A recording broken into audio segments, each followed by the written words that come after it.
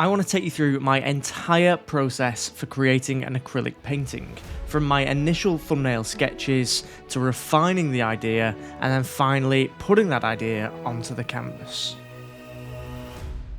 The first step is the hardest, and that is actually trying to come up with the idea of what I want to paint. I know I really want to paint a lioness, but I'm not sure exactly in what pose, in what setting, so I've got to look at some reference material to try and figure out what it is that I'm actually going to do with this painting. First, I start with thumbnails, and I found loads of reference photos that I like, featuring lionesses, backgrounds, and I'm just trying to compose them in ways that I find pleasing. If you're looking for reference photos for wildlife paintings, a great place to start is wildlifereferencephotos.com. Other free alternatives are Unsplash and Pixabay or Pexels. Once I'm relatively happy with the very small thumbnail designs, I will try and do a slightly larger version just to refine my ideas and see if it will work as a finished picture. Even though this is a slightly bigger drawing, it's still in the design phase, so it's still just a sketch. Once I'm happy with the initial design ideas, I can move on to the next step, which is creating a functional reference image that I can actually work from.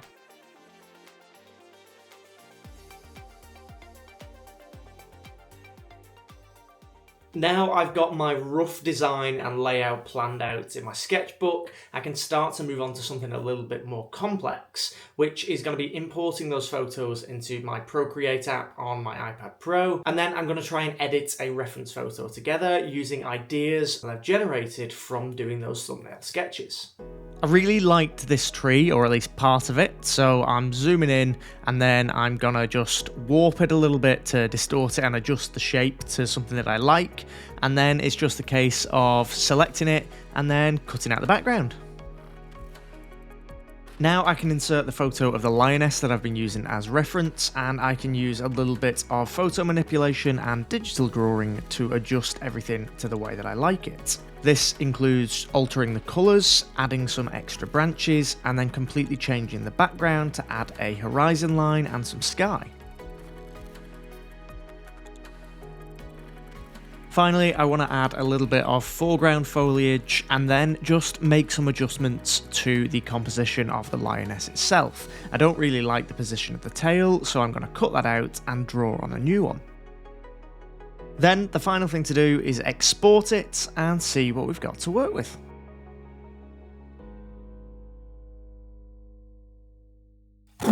So I don't really like what I've made so far. I just don't think it's quite flowing properly. So I'm going to have another look at some reference photos, see if I can figure out a different composition or add a few different elements or take a few elements away and see if I can come up with something that I'm a little bit more happy with. I don't think I'm going to get much painting done today, if any. So if I can just get a composition that I'm happy with and maybe get that sketched onto my canvas, then I'll be happy with what I've done today.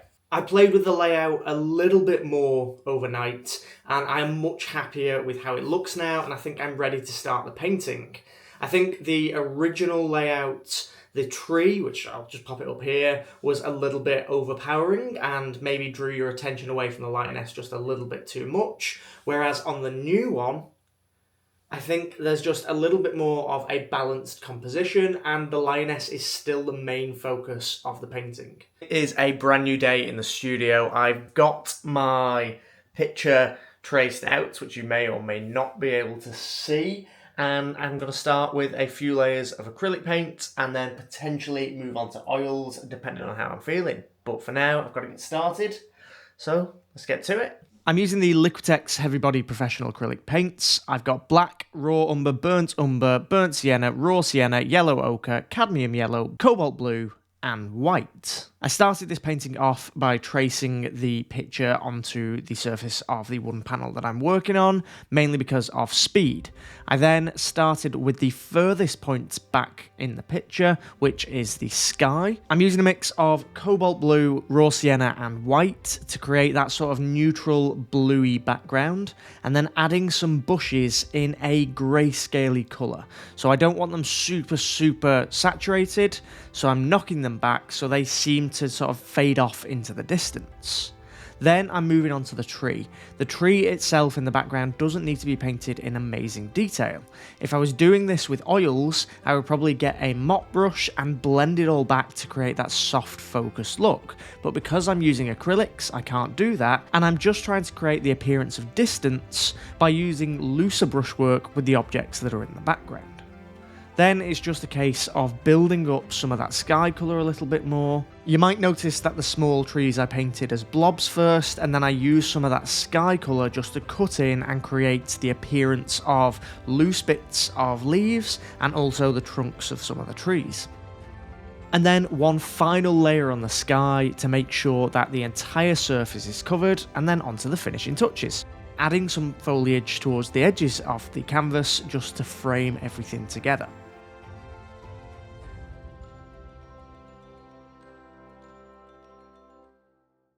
Now I've got that very distant background on, that sky, I can start to move a little bit closer towards the viewer and move into the midground and then the foreground. So that's the next step. For this yellowy grass, I'm using mixes of burnt sienna, raw sienna, yellow ochre, cadmium yellow light, and white, with a touch of blue just to neutralise it and make it a little bit less saturated. I'm following pretty much the same technique as the background, where I will do a couple of little washes of the colours that I want first, and then start to build up variation within the colour using relatively loose brushwork. Again, I don't want there to be any real detail in this background and midground grass. I just want the randomness of the colours to create interest, and then add that impression of detail using my filbert brush. I want to try and balance the depth of this piece. I just don't want it to look like there's layers stuck on top of each other. I want there to be a little bit more of an interaction between each of the layers. So within some of this background grass, I'm also adding a little bit more detailed foliage, which is hopefully going to draw the viewer's attention and help balance out the piece.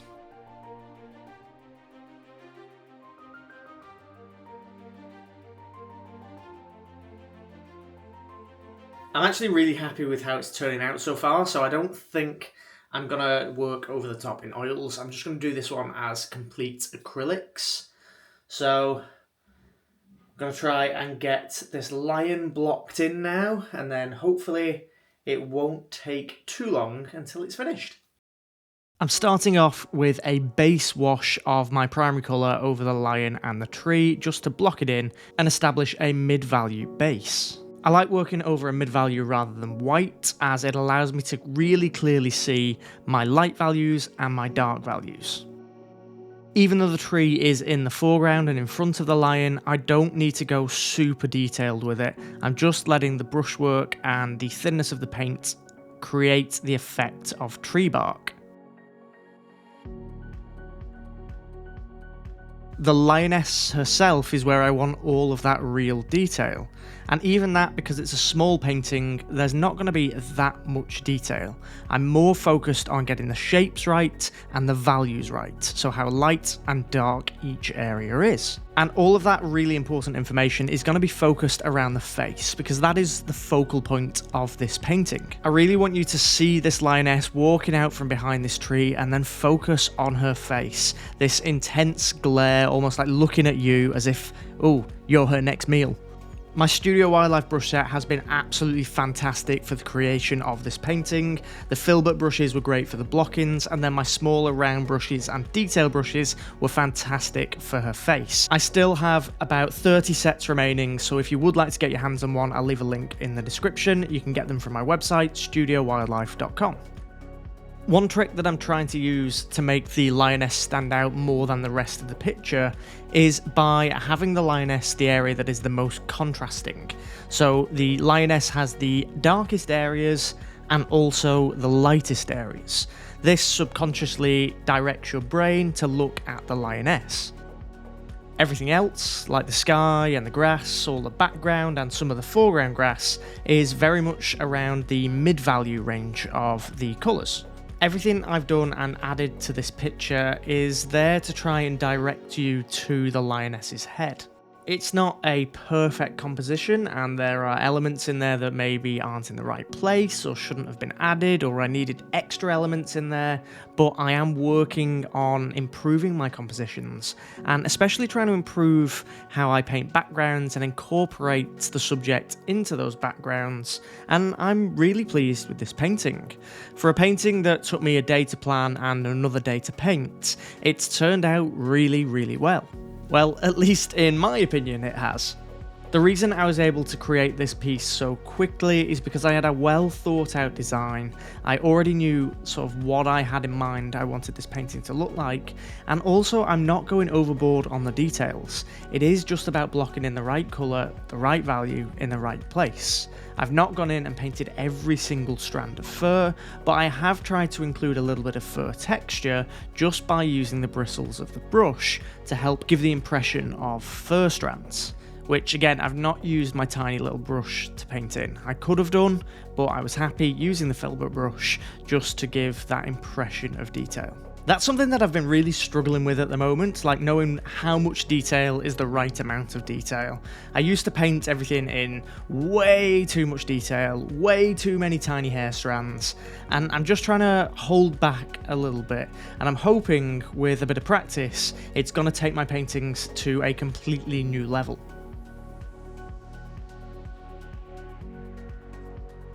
I want to be known for my art, so when people think about wildlife painting and wildlife painters, I want to be up there with the top few names on that list. I've still got a bit of a way to go, but I am enjoying every minute of the journey. Well, that's it. I've finished the painting. I am really happy with how it's turned out. This is actually going to be for the David Shepherd Wildlife Foundation. So it's going to be sold off through the David Shepherd Wildlife Foundation. I'll drop a link to their website at the bottom, and 50% of the proceeds of that are going to be going to wildlife conservation efforts. So if you'd like to purchase this piece, I will drop a link and you can go and check it out. Hope you've enjoyed the video, and as always, thank you so much for watching, and I'll see you next time.